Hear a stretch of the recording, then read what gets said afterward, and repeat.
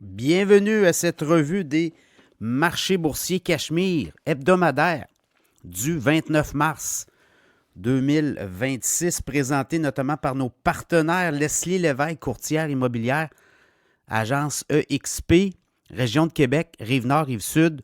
Vous voulez avoir beaucoup d'argent dans vos poches une fois que votre maison va être vendue.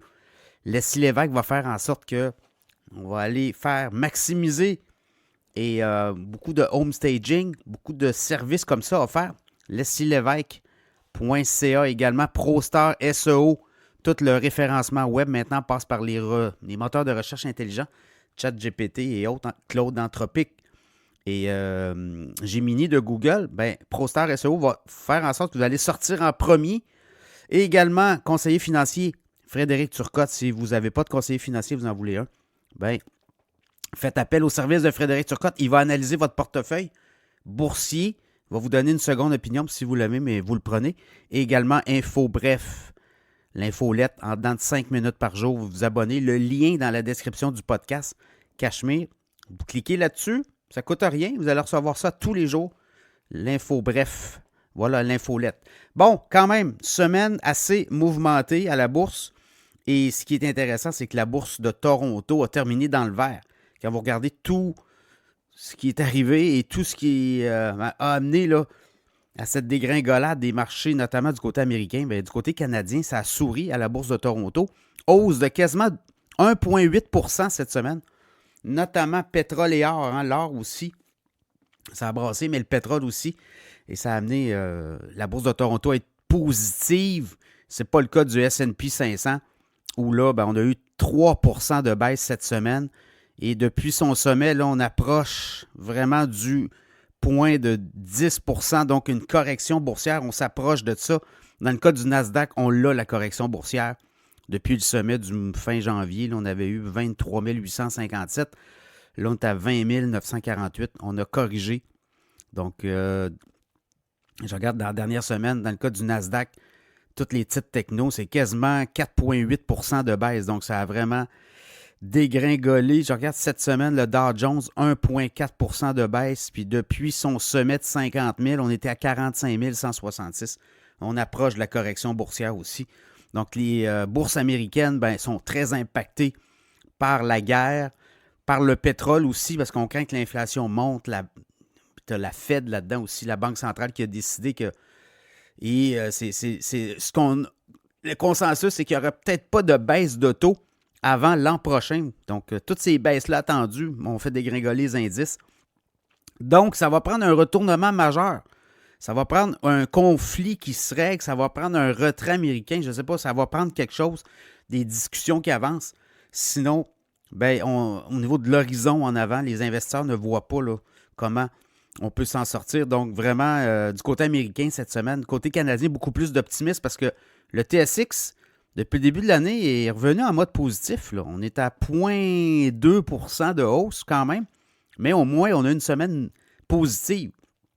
L'or a repris aussi du service. On avait quand même débuté la semaine autour des 4348, autour de là. Là, on est à quasiment 4500. Donc, on a monté quelque peu l'or. Donc, l'once d'or, 4 493 $. L'once d'argent, 69 et 62. On a commencé la semaine à quoi? À peu près à ça aussi. Donc, on a fait un petit peu de surplace cette semaine pour l'argent. Le Bitcoin, ça n'aide pas non plus. Le Clarity Act aux États-Unis, une fois ça va être fait, peut-être qu'on va envoyer des signaux plus positifs. Encore là, on a besoin d'horizon. On veut encadrer, on veut réglementer aux États-Unis, mais ce n'est pas fait encore. Donc, on va le voir aussi cette semaine, les stablecoins.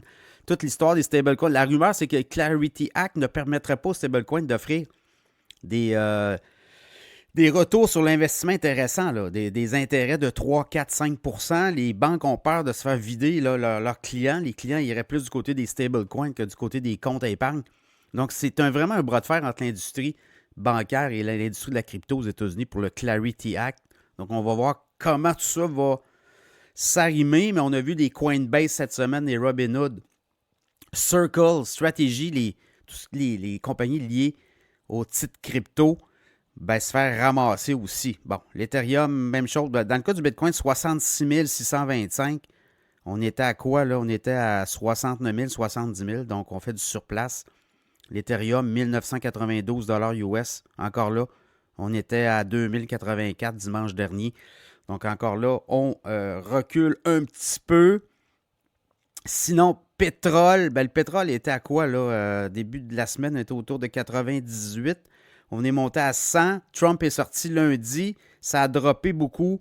Ça a même descendu autour des 86, 87 et on revenait à quasiment 100 le baril, le WTI là, en US, 99 et 64. Encore là, ça va prendre des signaux positifs de la part des Américains avec l'Iran.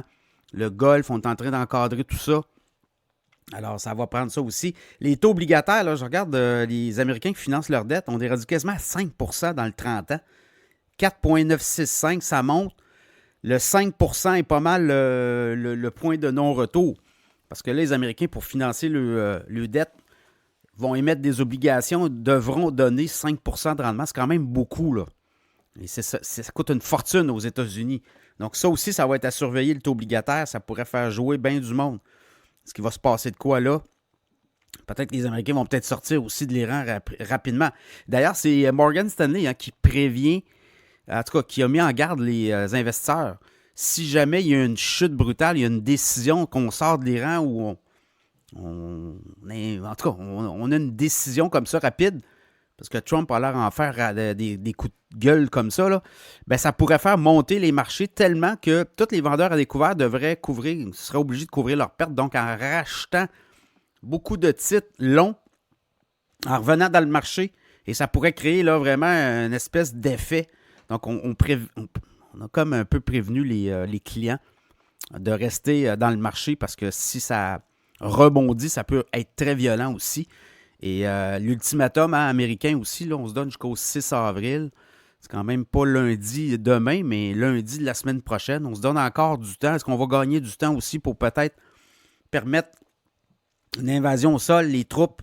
Parce que c'est en tout cas, beaucoup les stratèges en doute, mais quand même, on peut voir ça là, éventuellement. Donc voilà. Là, je regarde les titres qui ont vraiment performé durant la semaine. On va finir avec ça. Cenovus au Canada, 60% de hausse depuis le début de l'année. La dernière semaine, c'est quasiment 8% de hausse. Imperial Oil. Donc, vous voyez, les pétrolières, Suncor Energy, c'est quasiment 6% cette semaine. Canadian Natural Resource, 3,3%. Je regarde Boralex, 29% dans la semaine. Mais bon, c'est la caisse de dépôt avec Brookfield qui achète Boralex. En tout cas, il y a une offre d'achat. Whitecap Resource, on en parlait dans l'infolette financière Cachemire, 4,09. D'ailleurs, Cenovus, on en parlait il y a un mois. On avait dit d'acheter Cenovus, de surveiller Cenovus. Donc, vous voyez vraiment au Canada, c'est les pétrolières. Puis aux États-Unis, le SanDisk, si vous regardez pour la semaine, les titres qui ont le plus performé, là, ARM, 9% de hausse. Marvell, voyez-vous, les microprocesseurs, Marvell, 8%. ExxonMobil, 7%. Chevron, 4,7%. Walmart, 3,3%. Cisco, 3%. Johnson & Johnson, 2,2%. Netflix, 1,75%. Costco, 1,2%. AMD, 3%. Donc, c'est à peu près ça. Les titres les plus performants du côté des États-Unis. Donc, voilà. La guerre, ben, c'est ce qui fait en sorte que du côté américain, c'est très pénible à la bourse. Et est-ce qu'on va continuer dans cette logique-là? On se donne jusqu'au 6 avril, donc on peut peut-être avoir aussi des échos qu'il y a des négociations avec l'Iran. Ça pourrait être très positif. Puis si on rouvre le détroit d'Ormuz de façon, c'est là que ça va jouer pas mal. Là. Donc voilà, ça sera à suivre cette semaine, tout ça. Mais quand même, la bourse canadienne qui tire son épingle du jeu depuis le début de l'année, effectivement. Mais pour la dernière semaine, ça a été une envolée dans le vert pour Toronto.